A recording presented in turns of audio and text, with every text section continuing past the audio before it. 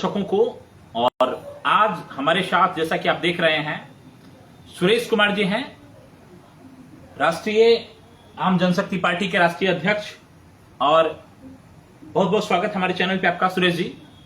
लगातार हम लोग जिस प्रकार से खबरें दिखा रहे हैं और इस बार बिहार को लेकर के जिस प्रकार का खबर लगातार हम लोग देख रहे हैं, योगी मॉडल से लेकर के तमाम मॉडल की चर्चाएं तो हो रही है, कितना असर पॉजिटिव उसका आम जनता के लिए दिखाई दे रहा है आपको, और कैसे देख रहे हैं इन इनकाउंटर के मामले में। और खासतौर से अब इसमें जातिवाद का मामला शुरू होता हुआ दिखाई दे रहा है। अब उसमें महापंचायत बना, महापंचायत की तैयारी भी शुरू हो गई है। कैसे देखते हैं, क्या कहना चाहेंगे?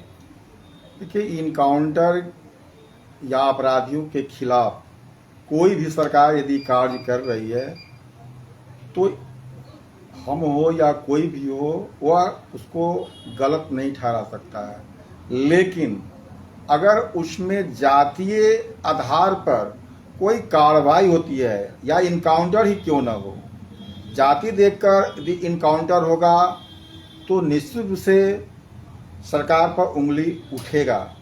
दूसरी ओर सरकार हो या पुलिस हो, उसका काम जान मारना नहीं, जान बचाना है। भटके हुए लोगों को सही रास्ता दिखाना है, सही रास्ते पर लाना है। और लोगों से भी गुजारिश करते हैं कि अपनी आवाज को सरकार तक पहुंचाने के लिए गलत रास्ते न अपनाएं। अगर भरत तिवारी पिस्टल लेकर पुलिस को नहीं दिखाता तो पुलिस उग्र नहीं होती, और पुलिस को भी वहां पर धैर्य से काम लेना चाहिए।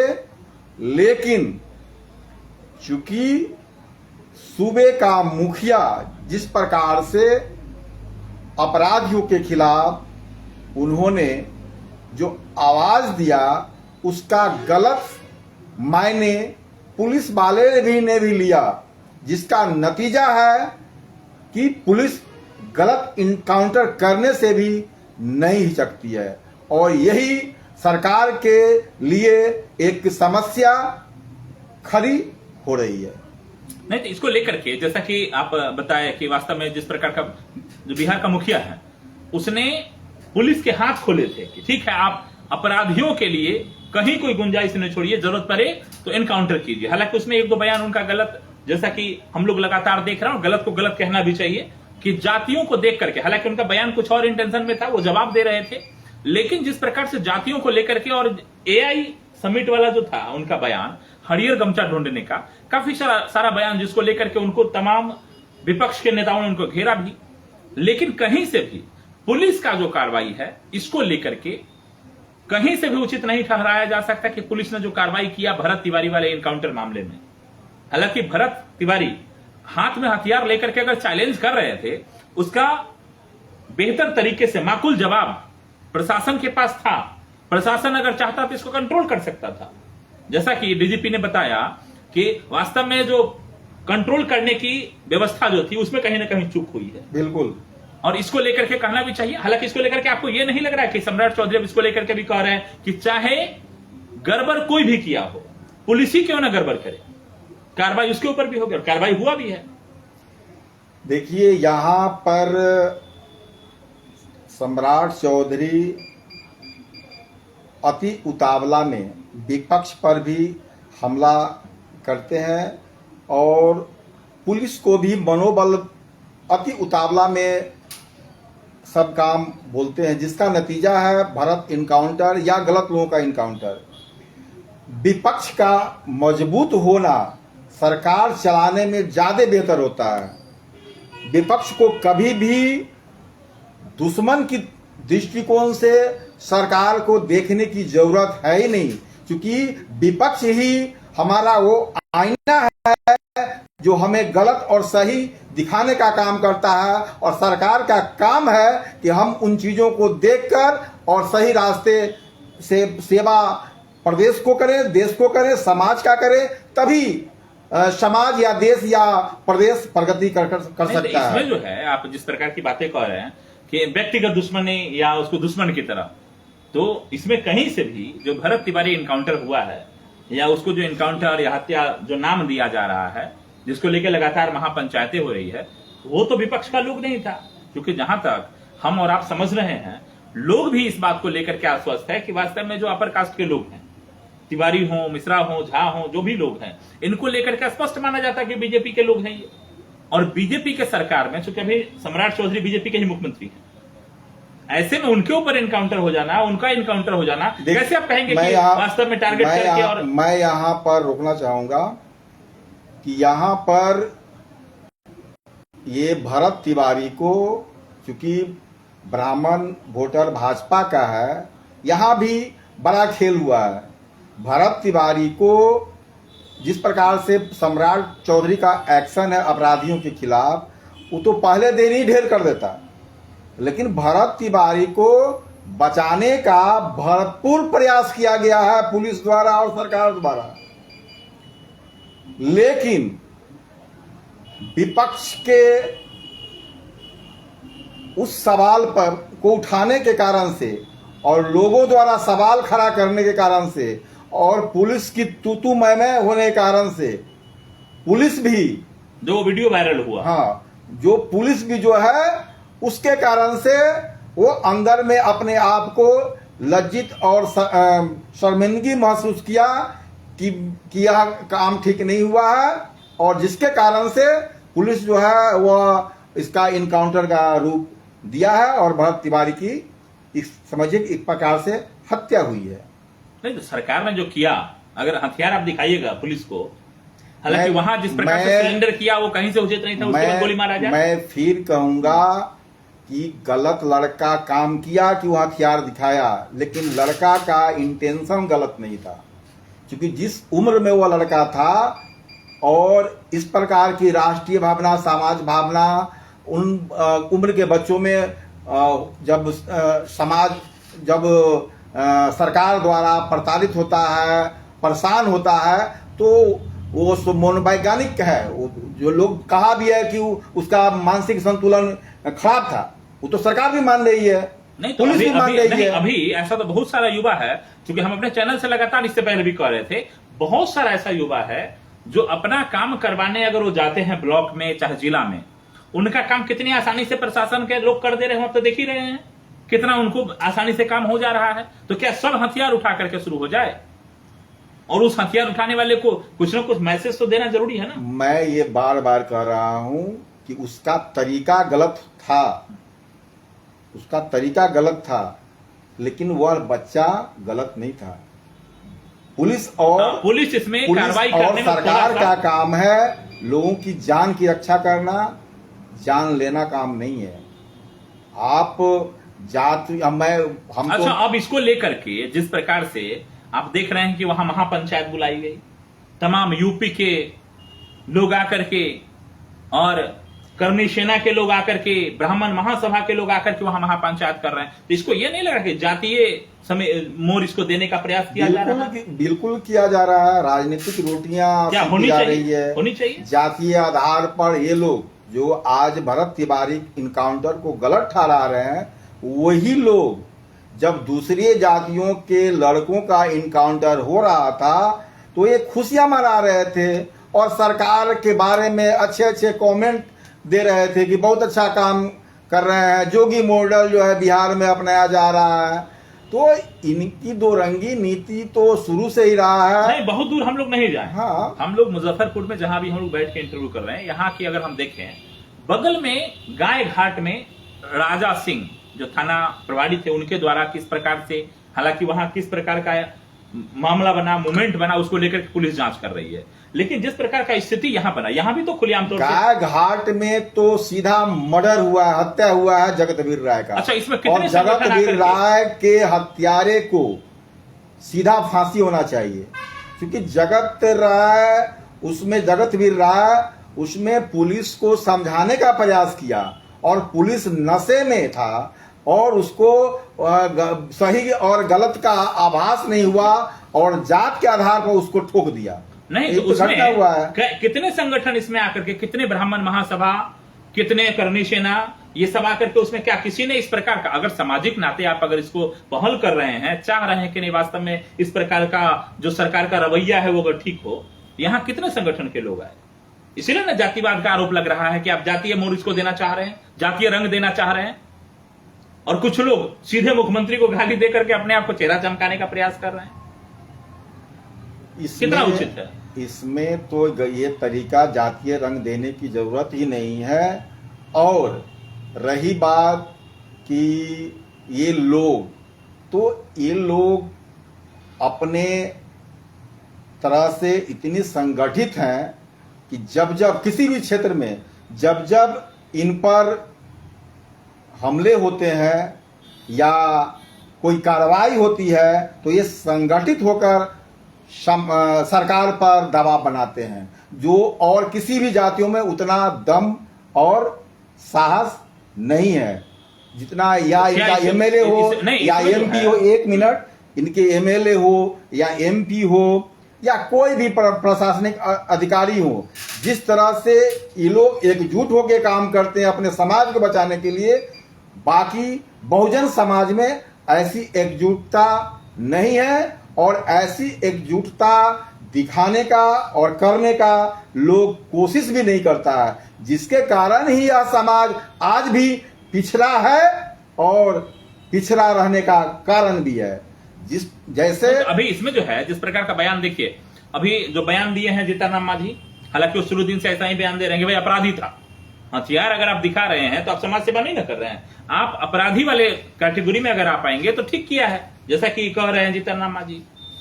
हालांकि पुलिस की कार्रवाई को लेकर के कहीं से उचित नहीं ठहराया जा सकता। मैं जीतनराम मांझी के बातों से इत्तेफाक नहीं रखता हूं। वो जहां देखिए खीर वहां है फिर वाली कहावत।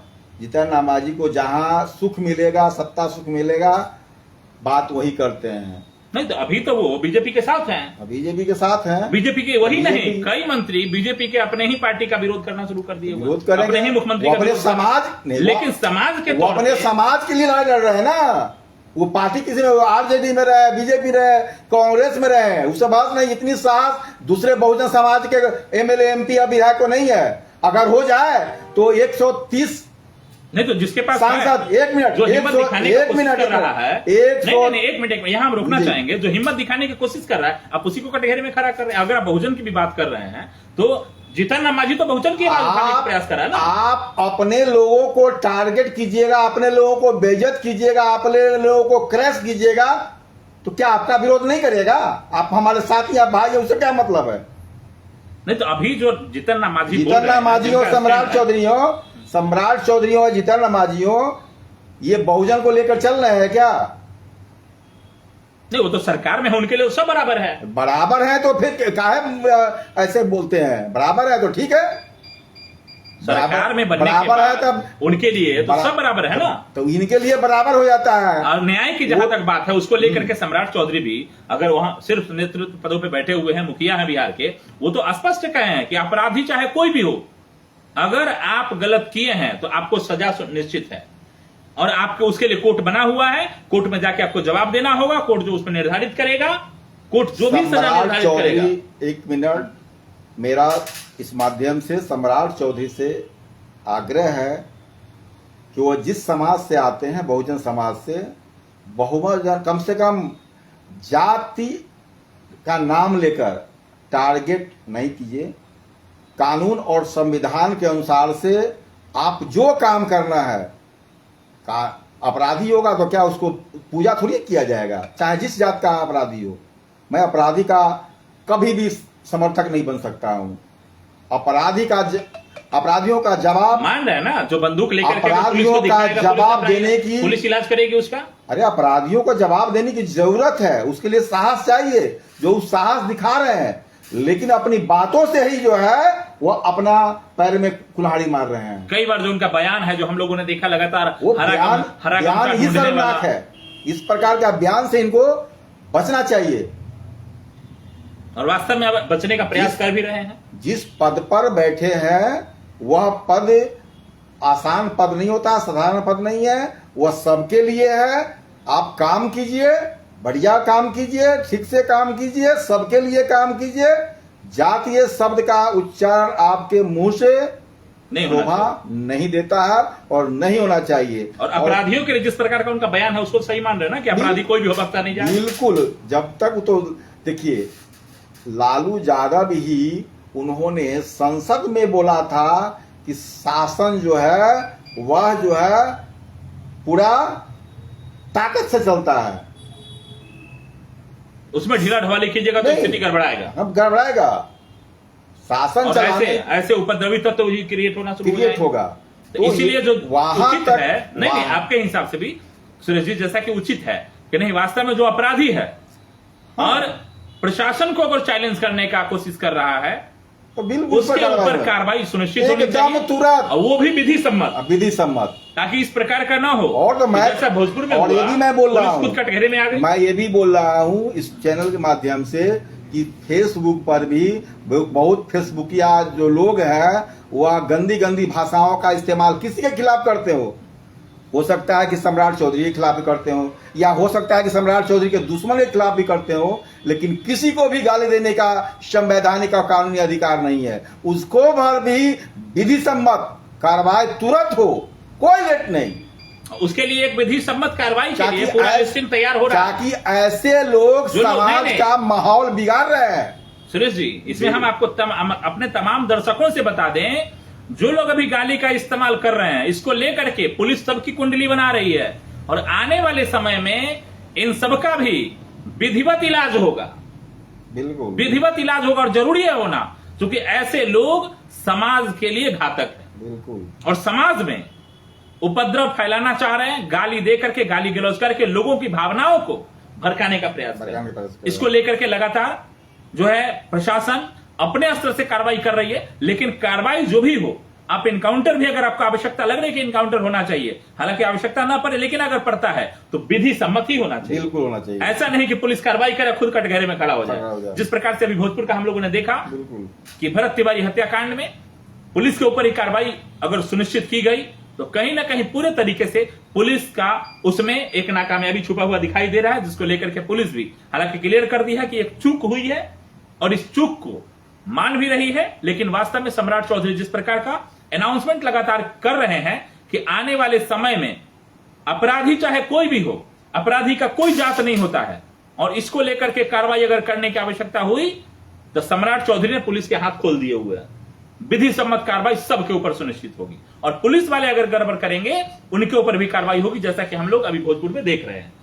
अब हम एक इस खबर के साथ साथ दूसरे खबर की ओर आपके साथ चलते हैं, उसमें सवाल हम आपसे करना चाहेंगे। अभी आप देख रहे होंगे जो राम को लाए हैं हम उनको लाएंगे, वास्तव में उनको लोग लाए, हालांकि राम मंदिर बनाने का जो फैसला था सुप्रीम कोर्ट का था, लेकिन इसका तमाम लोगों ने वाहवाही लूटा और खूब वाहवाही लूटा लोगों। लेकिन अब जब राम मंदिर में चोरी हो गई है तो उसका श्रेय कौन लेगा? क्या उसमें शीर्ष पदों पे बैठे हुए जो लोग थे, क्या उनकी सहभागिता नहीं थी इस चोरी में? या अपने आप में इतिहास लिखा जाएगा, और यह अंग्रेजों के समय में, मुगलों के समय में चोरी नहीं हुआ है। राम मंदिर मामले में हजारों करोड़ रुपए की चोरी हुई है, ये बहुत बड़ी चोरी की घटना है और इसे नजरअंदाज नहीं किया जा सकता है।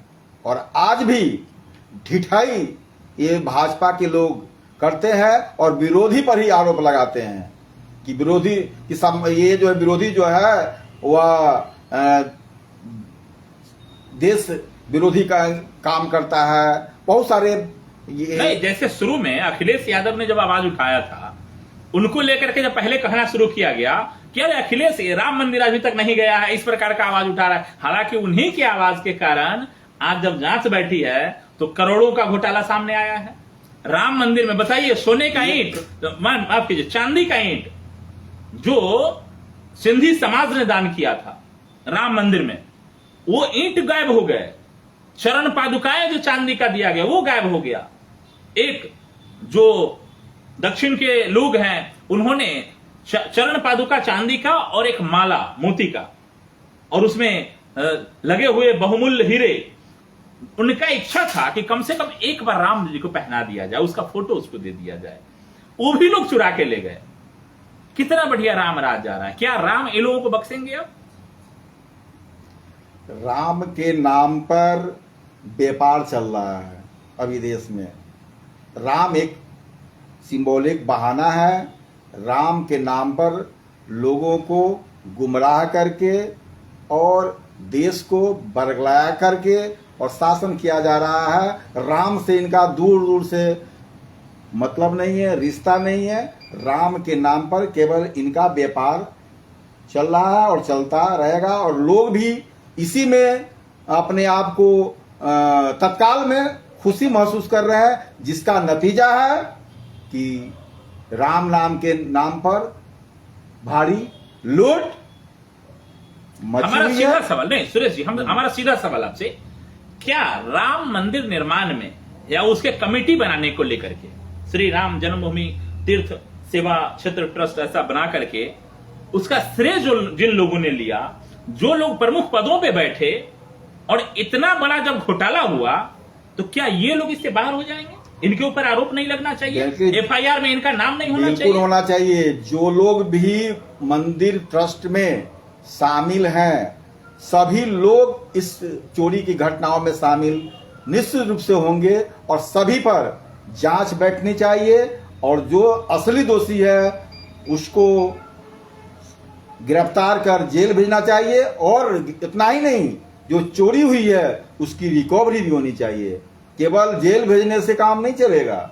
जो भी जितनी चोरी हुई है, चूंकि यह संपत्ति राष्ट्रीय संपत्ति है, और राष्ट्रीय संपत्ति का जो नुकसान हुआ है उसकी भरपाई सरकार को उस व्यक्ति से करनी चाहिए जो इस कांड में सम्मिलित है। नहीं, सबसे बड़ा सवाल कि अभी जिस प्रकार से हमारा सवाल था कि वास्तव में क्या जिनको लेकर के, चूंकि एफआईआर में नाम चंपत राय का नहीं है, जो प्रमुख महासचिव बने हुए थे पूरे कमेटी के, उनका नाम नहीं, उनके साथ जो और भी ऊपर शीर्ष पदों पे बैठे हुए अध्यक्ष नृपेंद्र मिश्रा, जिनका नाम नहीं डाला गया एफआईआर में, तो क्या इनको ये सब चीज मालूम नहीं था?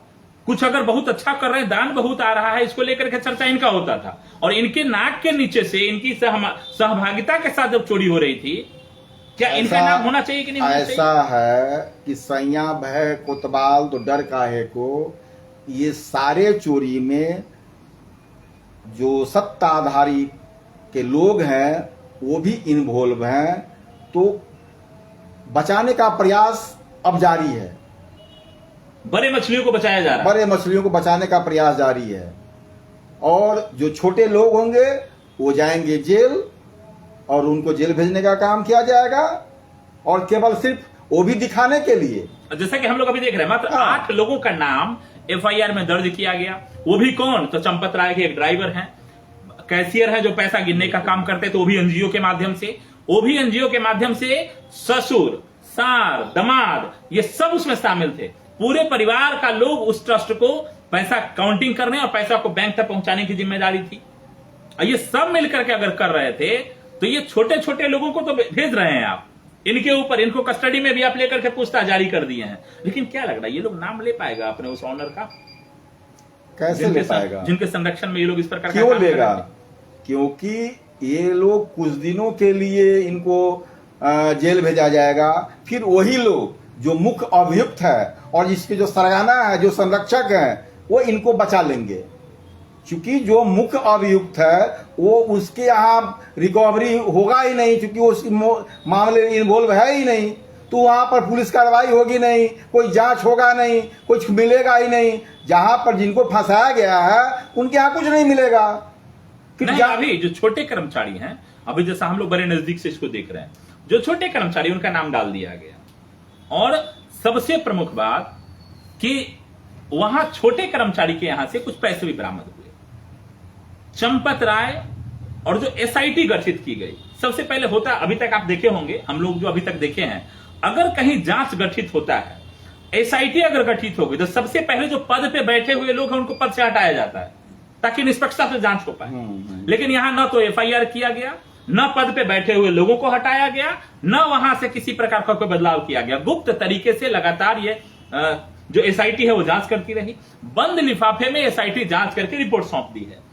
कैसे उम्मीद किया जाए कि निष्पक्ष जांच हो रही है, उसके बाद 12-13 दिन बाद आप FIR करते हैं? विपक्ष ने एसआईटी पर सवाल उठाया भी है कि एसआईटी वह लोगों को बचाने के लिए बनाया गया है, न कि जो चोरी में जो शामिल है लोगों को जेल भेजने के लिए। एसआईटी का गठन ही हुआ है कि लोगों को कैसे बचा लिया जाए।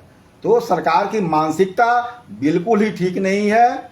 ये राम मंदिर चोरी के मामले में जो विपक्ष भी बड़ी प्रमुखता से सारे लोग ने उठाया कि एसआईटी का गठन ही गलत हुआ है, ऐसा कुछ है नहीं। अच्छा, अभी तक जिस प्रकार से प्रधानमंत्री का बयान अक्सर आता था राम मंदिर को लेकर के, राम मंदिर में किस प्रकार से चढ़ावे आए उसको लेकर के, राम मंदिर का किस प्रकार से उद्घाटन किया गया इसको लेकर के, क्या अभी तक इस चोरी के मामले में पीएमओ कार्यालय नजर रखे हुए है? पीएमओ कार्यालय ने जवाब मांगा और यहां से चंपत राय का जो पूरे का पूरा जो कमेटी था स्पष्ट बना कर दिया कि अभी एसआईटी जांच चल रही है। पीएमओ को जवाब नहीं दे रहा है मुख्यमंत्री कार्यालय चाहे मंदिर समिति, मंदिर के कमेटी के लोग। कितनी दुर्भाग्यपूर्ण स्थिति है, कैसे देखते हैं इसको? क्या पीएमओ अगर कह दे क्या स्टेट उसको जवाब नहीं देगा या कमेटी जवाब नहीं देगा? इस कार्य में, इस गलत कार्य में पीएमओ कार्यालय भी बचा हुआ नहीं है। बिना, मैं तो पहले ही बोला जब सैया भय कोतवाल तो डर काहे को, जब प्रधानमंत्री और प्रदेश का मुख्यमंत्री इन राम मंदिरों में इन्वॉल्व है और राम मंदिर से इनको इतना लगाव है, अब किस प्रकार का लगाव है वो तो परिलक्षित हो रहा है कि चोरी, इतनी बड़ी चोरी कैसे हो गई। और इतनी बड़ी चोरी को जिस प्रकार से जांच होनी चाहिए, जिस प्रकार से कार्रवाई होनी चाहिए, जिस प्रकार से राष्ट्र को विश्वास में लेना चाहिए, न पीएमओ कार्यालय से उस प्रकार का कोई स्टेटमेंट आया है और न ये सीएमओ कार्यालय से उस प्रकार का स्टेटमेंट आ रहा है। पीएमओ को तो जवाब ही नहीं मिल रहा है, कोई जवाब नहीं मिल रहा है। और केवल ये लोग जो इसमें इन्वॉल्व लोग हैं उनको बचाने के लिए भरसक प्रयास किया जा रहा है। कार्रवाई के नाम पर केवल दिखावा किया जा रहा है और कुछ नहीं होगा, केवल लिपापोती। सबसे महत्वपूर्ण, जैसा कि आप भी लगातार कह रहे हैं कि किस प्रकार से लगातार बड़े मछलियों को बचाने के चक्कर में ये छोटे छोटे मछली का शिकार किया जा रहा है और पूरे तरीके से बचाया जा रहा है। पीएमओ कार्यालय जवाब मांग रहा है, पीएमओ कार्यालय को जवाब नहीं। पहली बार ऐसा हम लोग इस पूरे भारत में और पूरे संविधान के इस कार्यकाल में हम लोग देख रहे हैं। लेकिन सबसे महत्वपूर्ण कि अभी इसको हम लोग उलट करके देखते हैं कि क्या अभी वहां योगी जी की सरकार नहीं होती, अखिलेश यादव की सरकार होती, क्या स्थिति रहता वहां का?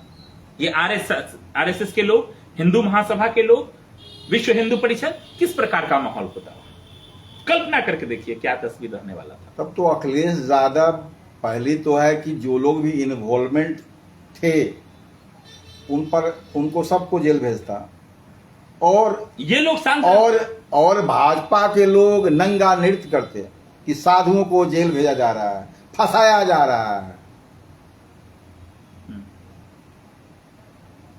अभी तो उनके पास बोलने के लिए कोई शब्द ही नहीं है, क्योंकि जिस राम मंदिर मुद्दे को लेकर और जिस राम के नाम पर देश को बरगलाया गया, देश में जिस प्रकार से गाना चला था राम लला हम आएंगे, मंदिर वहीं बनाएंगे, बन भी गया।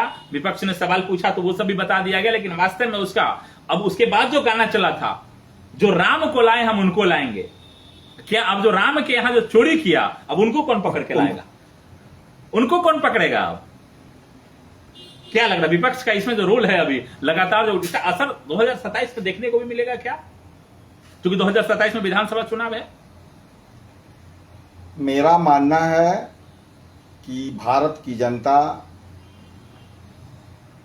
पूरी तरह से अभी गहरी निद्रा में सोई हुई है, क्योंकि जो नशा आरएस और बीजेपी ने देश के बहुसंख्यक आबादी पर पिलाया है, 5 किलो अनाज, राम मंदिर, हिंदू मुस्लिम, ये ऐसा नशा है, अफीम है कि इसको अच्छा, अभी जो पंगु बना दिया, दिमाग को पंगु बना दिया। अभी जो है राम मंदिर पे नहीं लग रहा कि बीजेपी इस प्रकार से फंस गई है, न तो वहां हिंदू मुस्लिम कर सकती है, न विपक्ष कर सकती है, न पाकिस्तान का मुद्दा आ सकता है, क्योंकि सब उसमें जिस समय कमेटी बना था उस समय या तो हिंदू महासभा के लोग थे, विश्व हिंदू परिषद के लोग थे, या सीधे सीधे संघ से जुड़े हुए लोग थे, उन्हीं को रखा गया है उसमें, वही लोग थे। अब ये तो ना तो मुस्लिम का मुद्दा बना सकते हैं, ना विपक्ष का मुद्दा बना पा रहे हैं,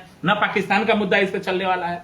क्या लग रहा है अब यहां बीजेपी का जो स्टैंड होगा अगला क्या? बहुसंख्यक हिंदू भाजपा के साथ है और भाजपा इस नाम पर जो लूट ले हिंदुओं को उससे कोई लेना देना नहीं है, जिसका नतीजा है कि भाजपा देश में बेलगाम होती जा रही है। और इस पर जब तक बहुसंख्यक हिंदू इसको आवाज नहीं बनाएगा तब तक ये भाजपा हिंदुओं के नाम पर, हिंदुओं का नहीं, तो अब जो है अब जैसा राम के नाम पर, अब जैसा मामला आ रहा है, राम के नाम पर, हिंदुओं के नाम पर, राम के नाम पे अभी जिस प्रकार का मामला आ रहा है कि राम के नाम पे और राम में आस्था रखने वाले लोगों के जो दान थे उसके साथ जिस प्रकार का घपलेबाजी किया गया, उन पे डांका डाल दिया गया, इस चंदा पे चंदे की चोरी छोड़ी डांका डाल दिया गया, डकैती हुआ है। इसको लेकर के क्या लग रहा है अब जो राम भक्त है, हालांकि राम भक्त में आस्था की तो कमी नहीं होगी, एक मिनट सुनिए ना, लेकिन चंदे की चढ़ावी में कमी जरूर देखी जा रही है। इतने दिमाग रूप से पंगु हो चुके हुए हैं कि इनको इलेक्शन के समय में 5-10 हजार रुपया मिल गया, उनको मिल जाएगा, शेयर मिल गया हमको, उनको और क्या चाहिए? एक ही तो मैं बोला हूं, 5 किलो अनाज, समय पर पैसा 5-10 हजार रुपया, और हिंदू मुस्लिम राम का नाम, इसी से आम बहुसंख्यक हिंदू खुश है।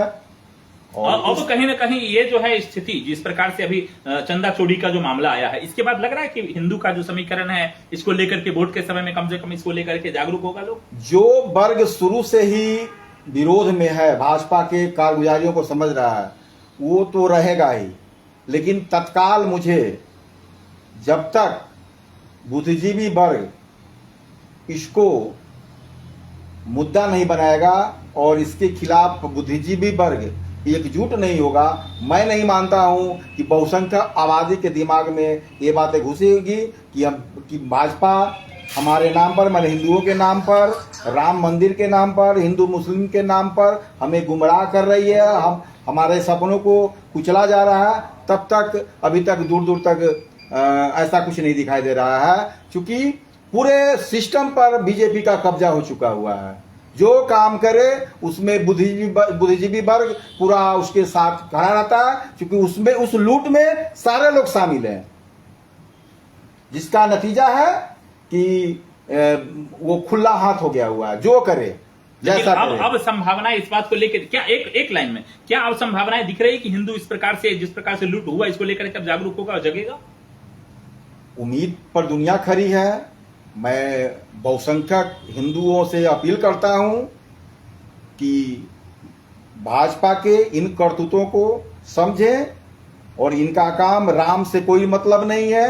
ये राम को के नाम पर, हिंदुओं के नाम पर केवल खेल खेलती है, हिंदू मुस्लिम के नाम पर समाज में नफरत फैलाना और देश की बहुसंख्यक आबादी को गरीबी और बेरोजगारी की तरफ धकेलना इनका मकसद है। इनका काम से कोई दूर दूर तक नाता नहीं है। झूठ के ऊपर वोट बैंक बना रहे, जिसको लेकर के लगातार ये प्रयास जारी करते रहते हैं। जी, बहुत बहुत धन्यवाद सुरेश जी आपको हमारे चैनल से बातचीत करने के लिए।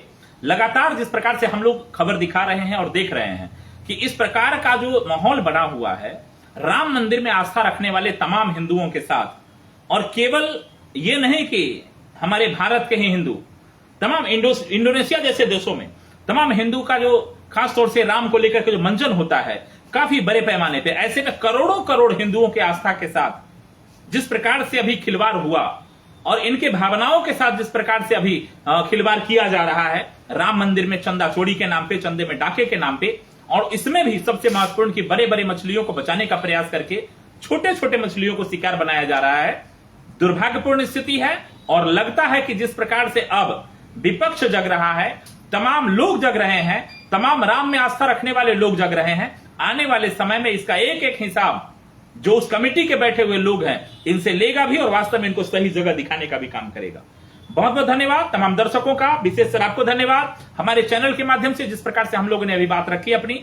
आप अपनी क्या राय रखते हैं राम मंदिर में चंदा चोरी को लेकर के, और जिस प्रकार से हम लोगों ने तमाम मुद्दों पर चर्चा किया कि बिहार की जो परिस्थिति है वो वर्तमान में क्या है, बिहार में सम्राट चौधरी का जो एक्शन हम लोग लगातार देख रहे हैं, इसको लेकर के तमाम जनता अपनी क्या राय रख रही है हमारे कमेंट चैनल के माध्यम से, चैनल पे कमेंट के माध्यम से जरूर बताइए और अपनी राय जरूर रखिए। सभी के हाथ में आजकल एंड्रॉयड फोन है, आप अपने चैनल के माध्यम से, अपने सोशल प्लेटफॉर्म के माध्यम से भी बिहार में जागरूकता लाने को लेकर के एक पहल जरूर कर सकते हैं। किस प्रकार से बिहार विकसित हो, कैसे बिहार का विकास हो, देश कैसे विकास करे, इसको लेकर के तमाम, जैसा कि सुरेश जी बता रहे थे, बहुसंख्यक जब तक नहीं जगेगा, जब तक आम जनता नहीं जगेगा, तब तक ऐसे ही लुटेरा आप पे राज करता रहेगा और ऐसा ही भ्रष्ट तंत्र बन करके बना रहेगा। हालांकि आगे और भी कई सारे मुद्दे थे लेकिन समय का अभाव है, इसलिए प्रयास करेंगे कि अगले मुद्दे जो है, क्योंकि चंदवारा पुल वाले मुद्दे, अन्य कई सारे मुद्दे जिसमें भ्रष्टाचार, खुलेआम लूट हम लोग देख रहे हैं, उद्घाटन से पहले ही कई प्रकार के भ्रष्टाचार उजागर हो रहे हैं, लेकिन इसको लेकर के हम चर्चा करेंगे। आज समय का अभाव है, इसलिए आज हम अपने इस कार्यक्रम को आज यहीं स्थगित करते हैं और उम्मीद करते हैं कि तमाम जो हमारे दर्शक हैं अपनी कमेंट राय जो राय है कमेंट बॉक्स के माध्यम से जरूर रखेंगे। बहुत बहुत धन्यवाद तमाम दर्शकों का, विशेषकर आपको।